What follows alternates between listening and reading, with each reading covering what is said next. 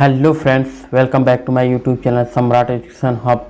तो कैसे आप सभी, आशा करते हैं शानदार तरीके से अच्छे होंगे, मस्त होंगे, अपनी लाइफ को एंजॉय करेंगे। तो चलिए आज की वीडियो में बताने वाले लेखांकन क्या है। ठीक है, लेखांकन क्या है इसके बारे में जान लेते हैं। लेखांकन होता क्या है। लेख एवं अंकन दो शब्दों के मेल से बने लेखांकन में लेख से मतलब लिखने से होता है तथा अंकन से मतलब अंकों से होता है। किसी घटनाक्रम को अंकों में लिखे जाने को अकाउंटिंग लेखांकन कहा जाता है। ठीक है, किसी ट्रांजैक्शन को, जैसे मान लीजिए महेश को माल बेचा, ठीक है, तो यहाँ पे ये क्या है, एक घटना है, लेकिन जो अंकों में लिखेंगे 5,000 रुपये, ये क्या है आपका अंक में है।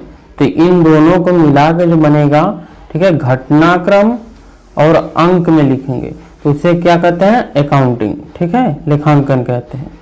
साधारण शब्दों में इसको जान लेते हैं क्या है।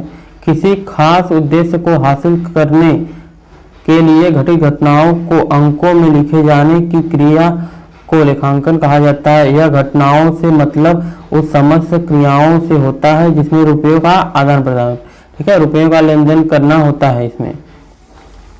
नेक्स्ट जान लेते हैं इसमें क्या होता है। सरल शब्दों में यही चीजें बताया गया है। उदाहरण देख लेते हैं, इसका उदाहरण क्या होता है। उदाहरण समझ लेते हैं।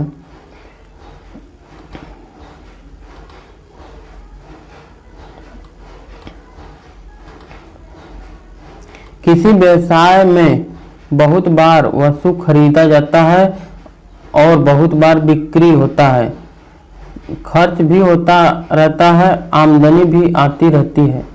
ठीक है, कुल मिलाकर कितना खर्च हुआ, कितना आमदनी हुआ, किन किन लोगों पर कितना बकाया तथा लाभ हुआ, कितना, इन समय से जानकारियों को हासिल करने के लिए व्यवसायी अपने बही में घटित घटनाओं को लिखता रहता है। यही लिखने की क्रिया को लेखांकन कहा जाता है। अतः व्यवसाय में वित्तीय लेन देनों को लिखा जाना ही लेखांकन है। ओके, नेक्स्ट पॉइंट चलते हैं। लेखांकन क्या है। ठीक है, अकाउंटिंग क्या है इसको समझ लेते हैं। लेखांकन क्या है। ठीक है, लेखांकन क्या है। लेखांकन के प्रारंभिक क्रियाओं में निम्नलिखित 3 को शामिल किया जाता है। पहला अभिलेखन, दूसरा वर्गीकरण, ठीक है, तीसरा क्या है, संक्षेपण। ठीक है, इसको बोलते हैं पहला रिकॉर्ड करना, दूसरा क्लासिफिकेशन, तीसरा होता है समराइजिंग। ठीक है, अभिलेखन क्या होता है, लेन देन को पहली बार बही में लिखे जाने की क्रिया को अभिलेखन कहा जाता है।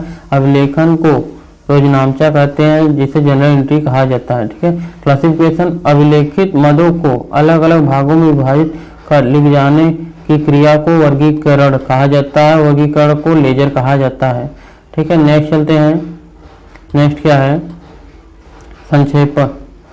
संक्षेपण समराइजिंग। ठीक है, समराइजिंग में क्या आता है, ट्रायल बैलेंस। वर्गीकृत मदों को एक जगह लिखे जाने को संक्षेपण कहा जाता है। संक्षेपण परीक्षा सूची, ट्रायल बैलेंस भी कहा जाता है। आधुनिक युग में व्यवसाय के आकार में वृद्धि के साथ साथ व्यवसाय की जटिलताओं में भी वृद्धि हुई है। व्यवसाय का संबंध अपने अनेक ग्राहकों, आपूर्तिकर्ता तथा कर्मचारियों से होता रहता है। इसलिए व्यवसायिक जगत में सैकड़ों, हजारों, लाखों लेन देन हुआ करते हैं। सभी लेन देन को मौखिक रूप से याद रखना कठिन व असंभव है।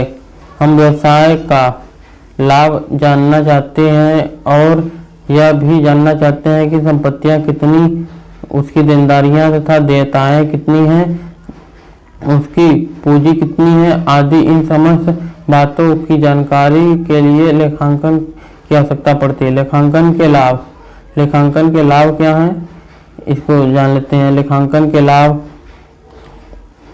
फर्स्ट पॉइंट है लाभ की जानकारी होना। दूसरा है संपत्ति व दायित्व की जानकारी होना। तीसरा है कितना रुपया लेना है और कितना रुपया देना है। चौथा पॉइंट है व्यवसाय की आर्थिक स्थिति कैसी है आदि।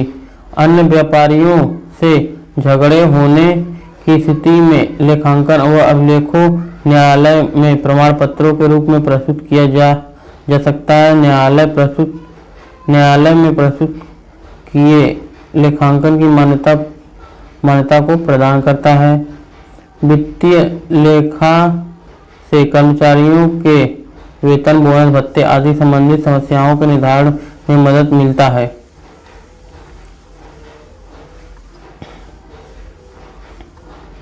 लेखांकन के उद्देश्य क्या हैं, इसको समझ लेते हैं।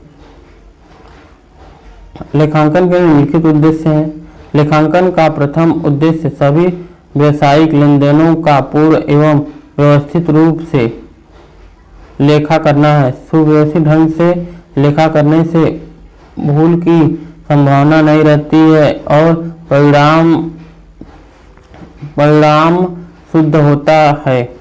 लेखांकन का दूसरा उद्देश्य निश्चित अवधि का लाभ हानि ज्ञात करना है। लेखांकन का उद्देश्य किसी संस्था की वित्तीय स्थिति के संबंध में जानकारी प्राप्त करना है।